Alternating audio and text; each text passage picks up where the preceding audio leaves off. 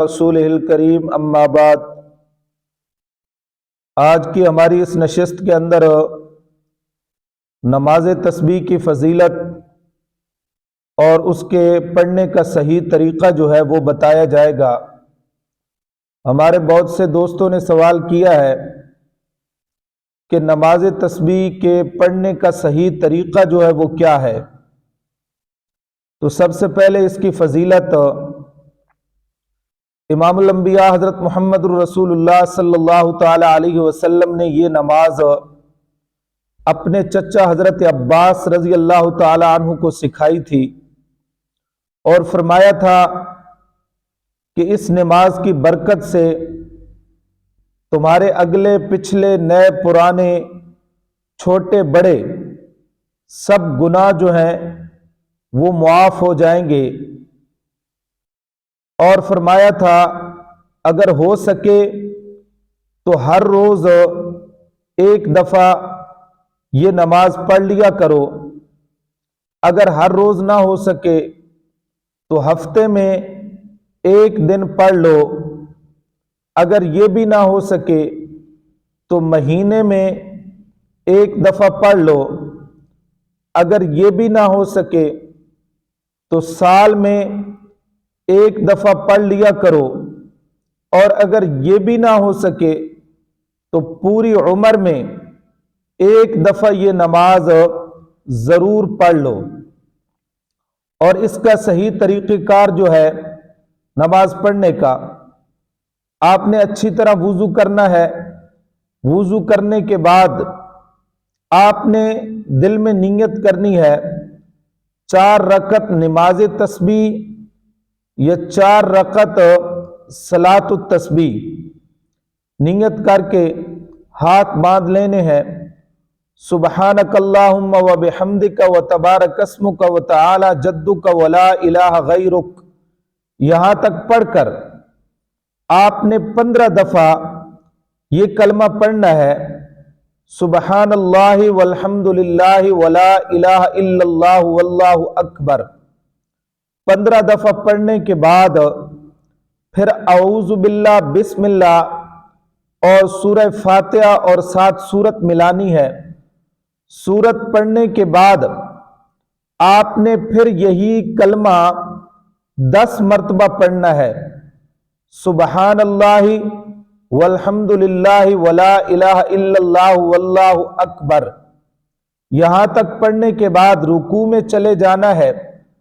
رکوع میں سبحان ربی العظیم 3 دفعہ پڑھنے کے بعد آپ نے 10 مرتبہ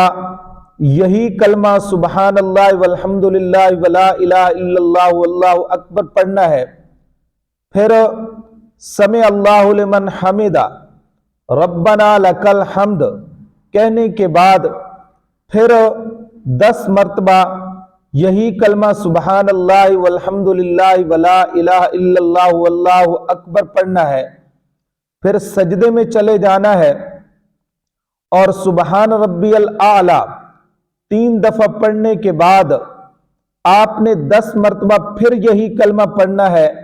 سبحان اللہ والحمد للہ ولا الہ الا اللہ واللہ اکبر۔ پھر پہلے سجدے سے اٹھنا ہے، اللہ اکبر کہہ کر بیٹھ جانا ہے، اور پھر 10 مرتبہ یہی کلمہ پڑھنا ہے، سبحان اللہ والحمد للہ ولا الہ الا اللہ واللہ اکبر۔ پھر دوسرا سجدہ کرنا ہے اور سبحان ربی الاعلی 3 دفعہ کہنے کے بعد آپ نے 10 مرتبہ پھر یہی کلمہ پڑھنا ہے، سبحان اللہ والحمد للہ ولا الہ الا اللہ واللہ اکبر۔ یہ آپ کے 75 دفعہ کلمہ ہو جائے گا ایک رکعت کے اندر۔ پھر جب آپ نے دوسری رکعت کے لیے اٹھنا ہے تو بسم اللہ پڑھنے سے پہلے آپ نے 15 دفعہ یہی کلمہ پڑھنا ہے۔ پھر سورہ فاتحہ سورت ملانے کے بعد پھر آپ نے 10 مرتبہ یہی کلمہ پڑھنا ہے۔ پھر رکوع میں جانا ہے اور رکوع میں تسبیحات سبحان ربی العظیم پڑھنے کے بعد 10 مرتبہ پھر رکوع سے اٹھنا ہے، جب کھڑے ہونا ہے تو ربنا لک الحمد کے بعد پھر 10 مرتبہ یہی کلمہ پڑھنا ہے۔ پھر سجدے میں چلے جانا ہے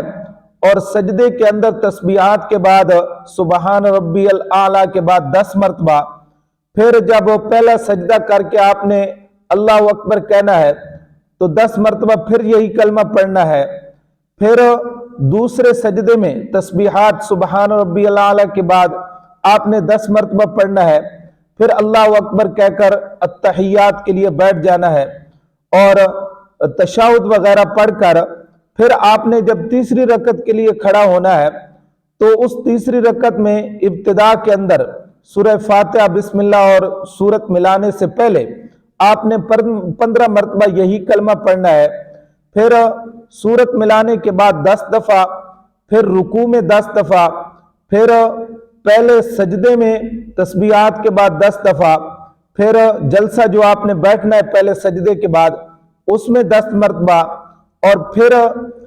دوسرے سجدے میں تسبیحات کے بعد 10 مرتبہ، پھر چوتھی رکعت کے لیے آپ نے کھڑے ہونا ہے اور پہلے 15 دفعہ یہی کلمہ پڑھنا ہے، پھر ساتھ سورت فاتحہ وغیرہ پڑھنی ہے، اس کے بعد پھر 10 مرتبہ، پھر رکوع کے اندر تسبیحات کے بعد 10 مرتبہ یہی کلمہ، پھر جب آپ نے رکوع سے کھڑے ہونا ہے 10 مرتبہ یہی کلمہ ربنا لک الحمد کے بعد، پھر جب پہلے سجدے میں جانا ہے تسبیحات کے بعد 10 مرتبہ یہی کلمہ، پھر جب آپ نے پہلے سجدے کے بعد بیٹھنا ہے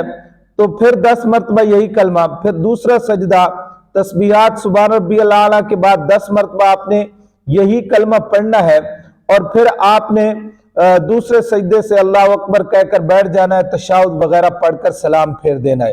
یہ صحیح طریقہ جو ہے نماز تسبیح کا ہے۔ تو اللہ تبارک و تعالی ہمیں توفیق عطا فرمائے